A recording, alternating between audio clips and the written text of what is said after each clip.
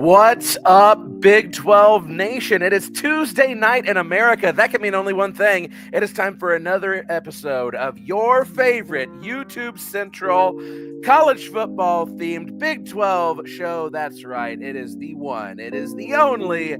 It's the Biggest 12 with me, your host, Clint Foster. Wherever you are, thanks so much for making us a part of your Tuesday night. And as you can see by the gorgeous royal blue below me, not evident by any t-shirts behind me, but it is BYU night, okay? So crack open a chocolate milk, strap on those holy underwear, and let's talk about some Cougs who I think really can make a run at a Big 12 title here in year, what is this, 3? We're going to talk with some great guests about it. But first, I need something from you. I need you to subscribe to the show. Let's grow this sucker, baby, okay? At Big 12 BOCFB. There it is right there. If you're watching on Twitter, love you, babe. But hey, come on. Hop over to YouTube, give us a subscribe, give us a like, and help us grow this thing. While you're following people and doing things, follow me on Twitter at Clint_Foster55 and my personal YouTube channel at Clint Foster Comedy. Also, make sure that you are checking out the Biggest 12 Live wherever you get your podcasts. All right, we're on Apple, we're on Spotify, we're on Amazon, you name it, we're there. So make us a part of your commute, you know? Listen to the show several times a week. Make yourself an expert on the inane ramblings of me and then the very thoughtful thoughts of my guests every single week. Also, last thing, make sure you're following Voice of College Football on social media. It's at BOCFB. It's very easy to find. That is your one-stop shop for all of the latest takes, ratings, and rankings. So, without further ado, let me welcome in my two spectacular guests. One of these is a friend of the show. You know him. You've seen him a lot. And another one I'm very excited to have on the show the first time. My two Cougs for the evening. Ladies and gentlemen, it is Bomber and Hema Hamuli. Gentlemen, how are you doing on this fabulous Tuesday? I'm doing good. How you doing, Hema? It's nice to meet you. Finally. Oh, I'm doing great. How are you fellas doing? All right. Definitely. Beautiful day in the neighborhood. Absolutely. So before we get started on these fantastic Cougs that we have to talk about, I'm very excited to get some Cougs in my viewers' lives. We got to do a little game, right? We got to play some BYU trivia. All right. Oh. All right. So let's see which of you knows BYU the best. Who do you feel like between the two of you has probably got more of an advantage going into this? Probably Hema. He works for him, so I would think maybe. I've decided it's state-of-the-art scoreboard for us. What do you think, Hema? You feel confident? I don't feel confident, but it'll be fun anyway. So, well, at least we've got a like good that. attitude. Okay, so question number one for you. All right, BYU has actually played every single member institution of the Big 12, so good on y'all for that. There are two teams that BYU is undefeated against in football in the Big 12. Who are they? And this is, during BYU's time in the Big 12, or all of history against Big 12 schools. All right, let me think. Okay, so I'll say, well, does Houston count? Houston is one of them. Yes, Okay. 4-0 against Houston. And who's the other? UCF. It's not UCF. Hema, Okay. You got an opportunity for a full point here. Full point. Let's see. Shoot, this is not great television when I'm thinking over the air. Yeah, right. Let's see. So Houston is one, and then I'll probably say Cincinnati.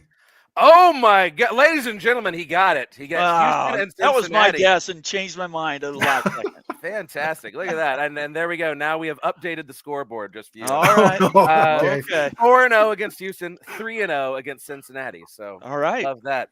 All right. This is one that both of you ought to know. So this is a matter of speed with which you answer it. Oh no. So what was BYU's first ever bowl win? Holiday Bowl. What year? Oh. 78. It's 1980 Holiday Bowl. I'll give you a full point if you know who it was against, Bomber. SMU. It was against SMU. Yes. Okay. We always love an SMU victory on this show. I would think so. Always happy with that. That was a 20-point comeback. Am I correct in remembering that? Yes.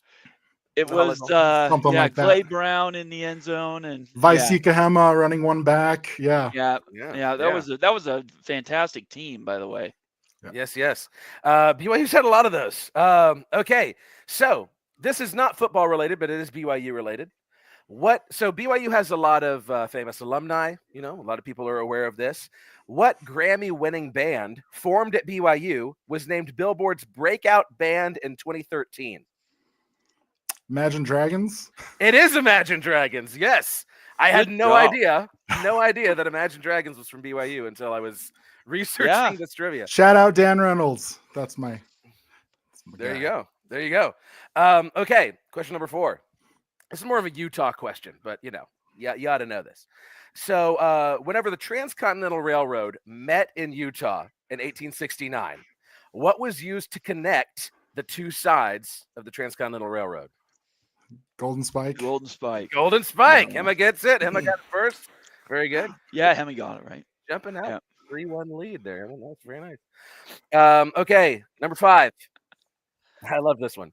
What award did the Princeton Review give BYU in 2014? They were the most what university? Stone Cold Sober. Yes, Emma. The most sober university in America. This is our vice of choice. That's right. One of a few. That's Soda. right. Is it Pepsi in there? What is it in there? Mountain Dew. It's I needed something to take the edge off. Yeah, Just that'll around the definitely corner. do that. Okay. Speaking of things we're putting in our bodies at BYU, on average, how many cougar tails are sold at each BYU home game? Jeez, 50,000. You're a little high, Bomber. You're a little high there. That's like the whole. That's like the whole stadium, right? 10,000. 64, but okay, well, close to it. What is it? It is 5,000 is the answer. Okay. A little high. Both are a little high. But I thought everybody bought those. Apparently not everybody. Okay, all right. Maybe one per household. Is that one per household? I can eat one by myself. So yeah, there you go. I mean, are they 2 feet long? How long are they? They're 18 inches, so almost. And they are all of that too. I mean, yeah. they are definitely filling. It's a lot of sugar, that's for sure. Yes. I'd love to have one. I think I've told y'all, or I've definitely told Bomber this. The only time I went to BYU for a game was my freshman year when I was a manager at TCU. So I've never been there as a fan. Never had an opportunity to eat a cougar tail, but hopefully one of these days. Dude, just let me know. That's right. Him will hook you up. Perfect. Okay, question number 7. I think you got you might need to sweep these, Bomber, if you're going to have a chance to beat him here. I made no promises. Okay, so BYU has won the Beehive Boot 24 times. That's more than any other Utah school that plays for the Beehive Boot. How many times has there been a tie for the Beehive Boot, and who got it each time?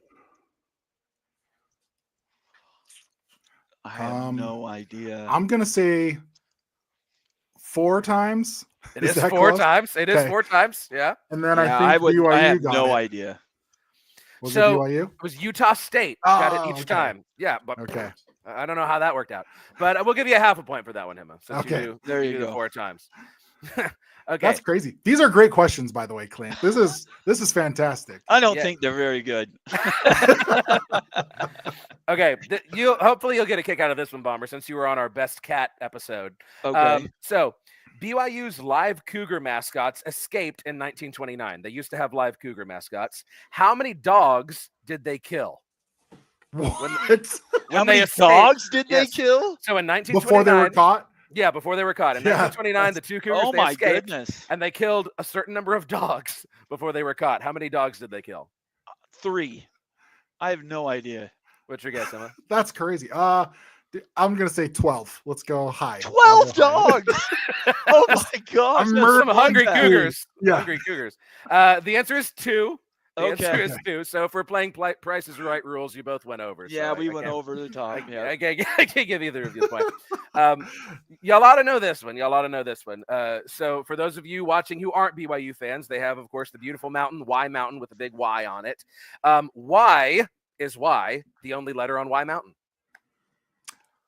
Because it was too hard, to do all the rest of them. They started with the Y in the middle, and they decided, that took too long, so we're not going to do the rest.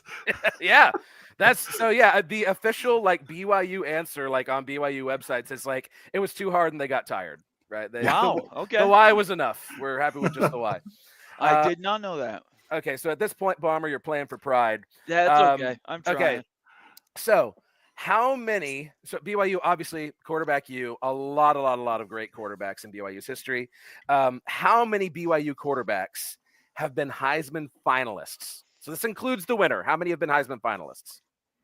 Steve Young, Jim McMahon, and Mark Ty Wilson. was obviously. Yeah, Ty was. Robbie Bosco. Was Bosco one? Oh man. I would say 5. Doman, did he make? I don't know if I would Doman made it. say 4. You're a little low, actually.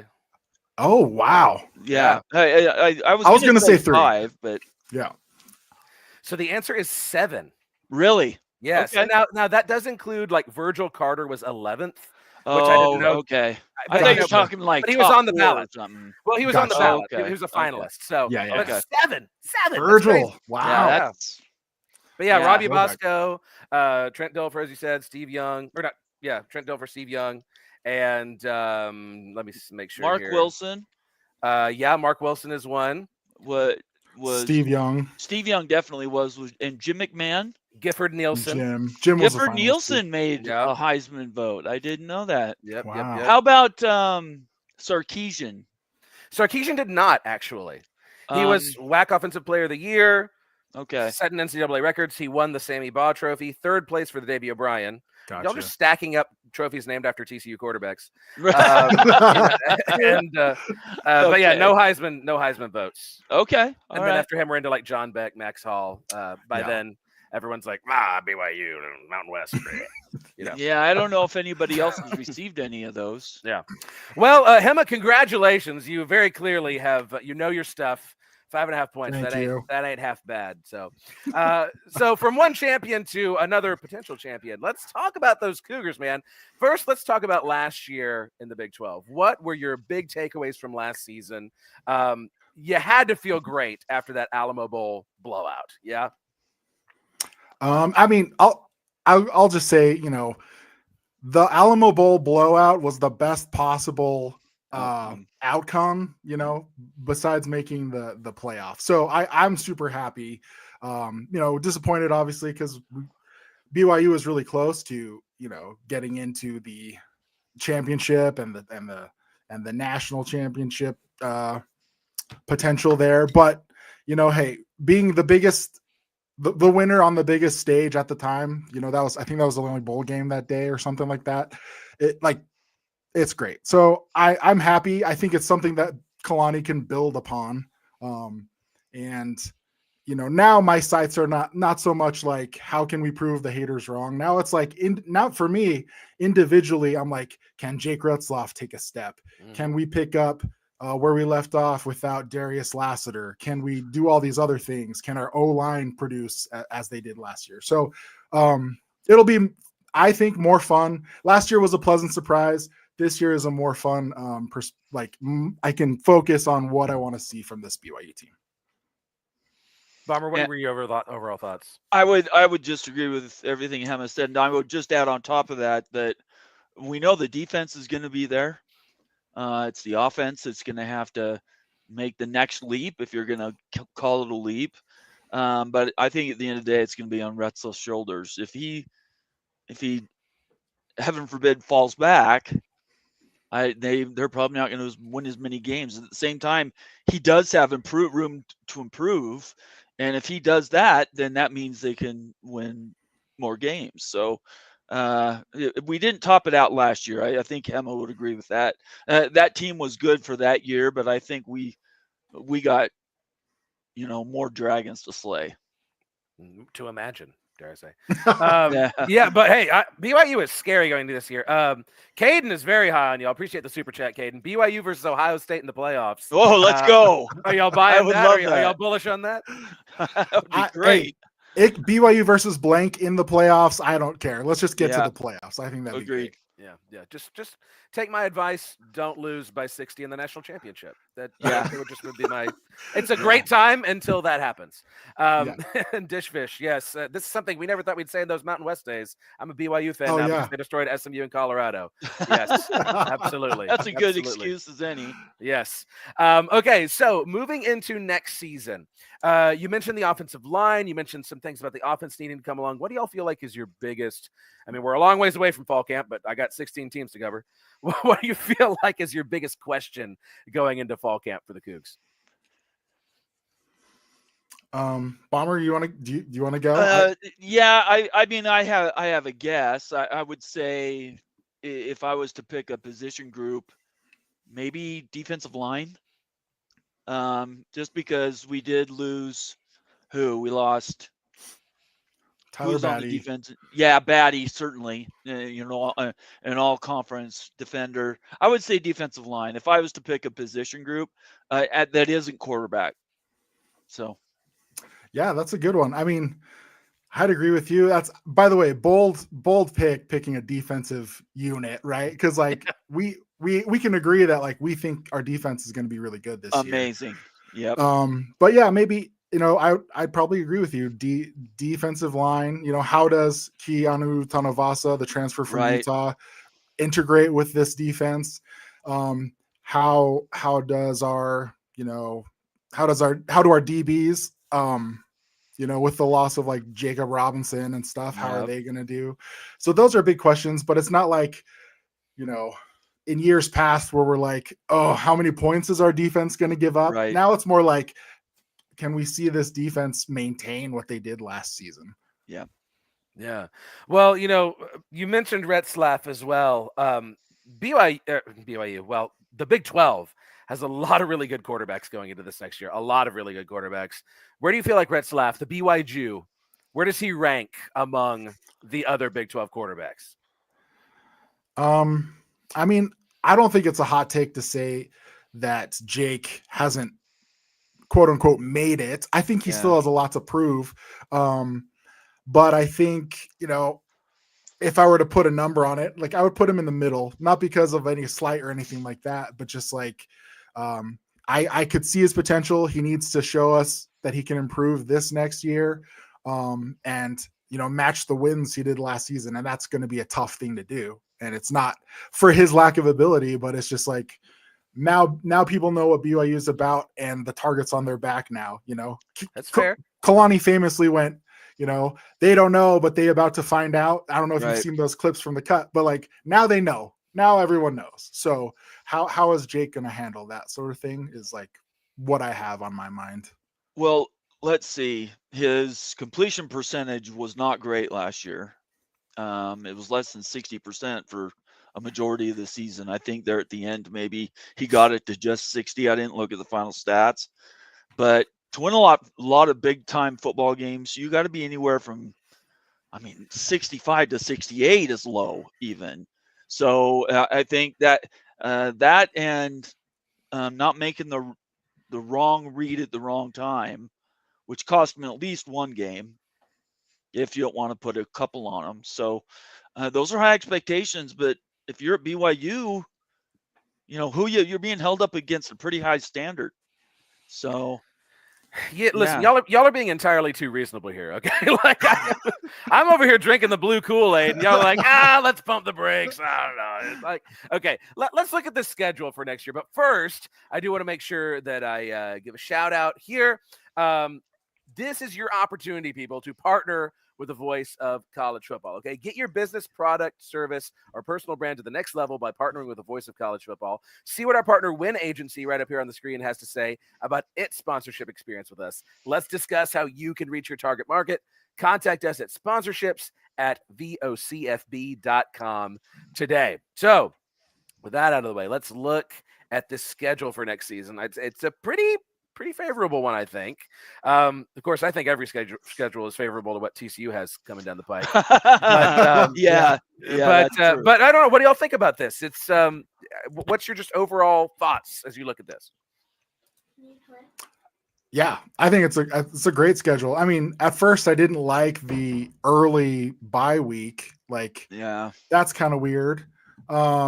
but it is nice being in front of your East Coast trip with a team that we have history with that, is not great history. So hopefully that extra week can help us to finish that non-con schedule pretty favorably. But other than that, I think it's a great one. But let me ask you this, Bomber, since you're a BYU guy, so Stanford just announced that they're parting ways with their head coach. Yep. Are you worried that, say, a Jay Hill gets a call to coach at Stanford or something?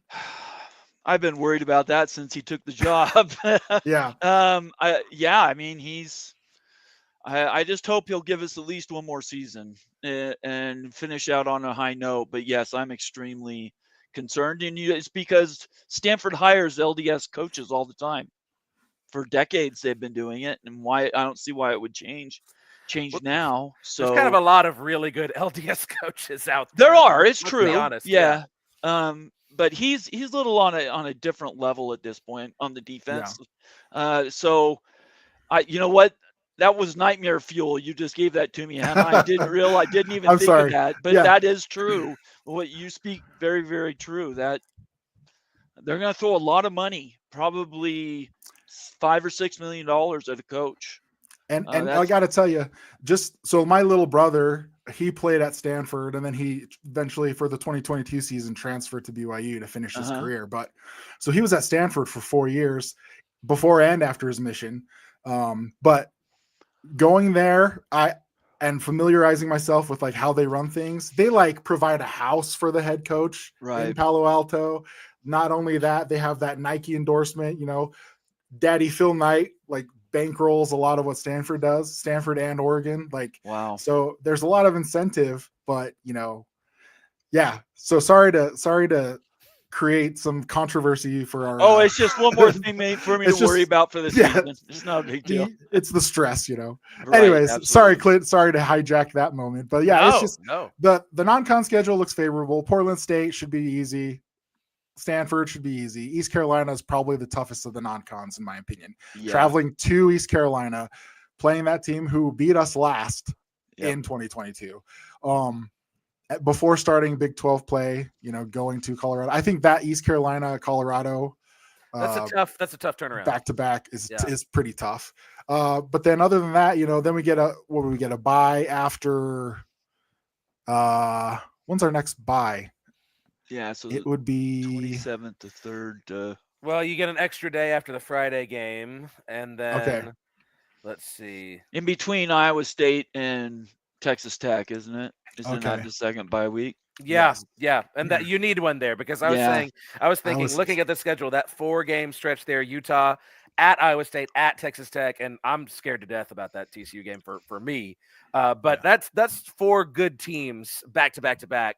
Yeah, and 2 very tough ones on the road. That would be the one turn I would worry about, that 4-game stretch. Getting Utah at home is a huge help, obviously. Colorado, I think who knows how they turn it around. But TCU is always a difficult get. We all 3 of us know that. Mm-hmm. I have nightmares with Josh Hoover going off, from last time we played. Yep. So yeah, you're right. Utah at home helps.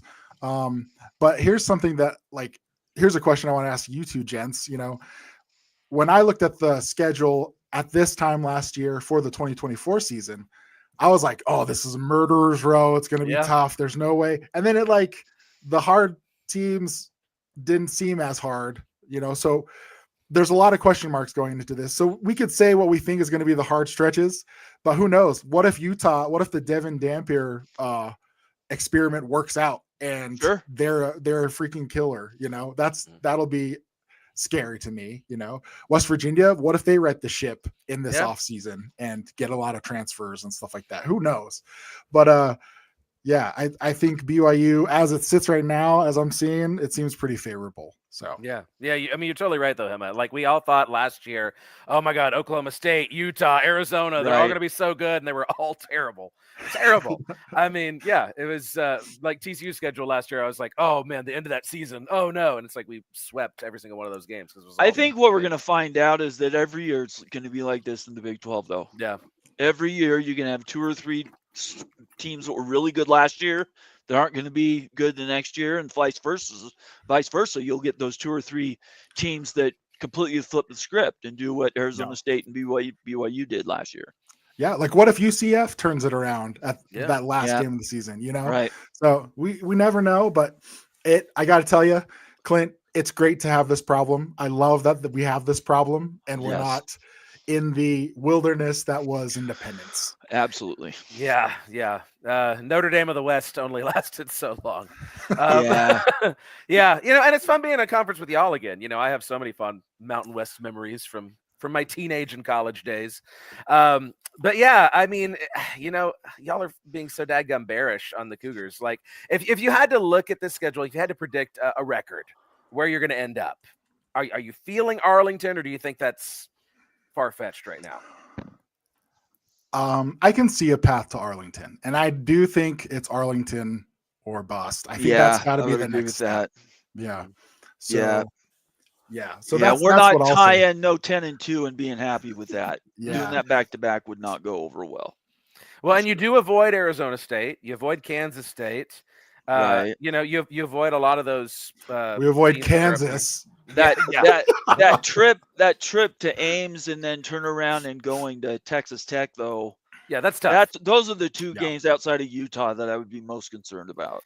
You want to talk about a team where the rubber is meeting the road. If Tech can't eclipse 8 wins with frickin' all the oil money in West Texas, I mean, they might as well just hang it up at that point. I'm not sure what else you could do there.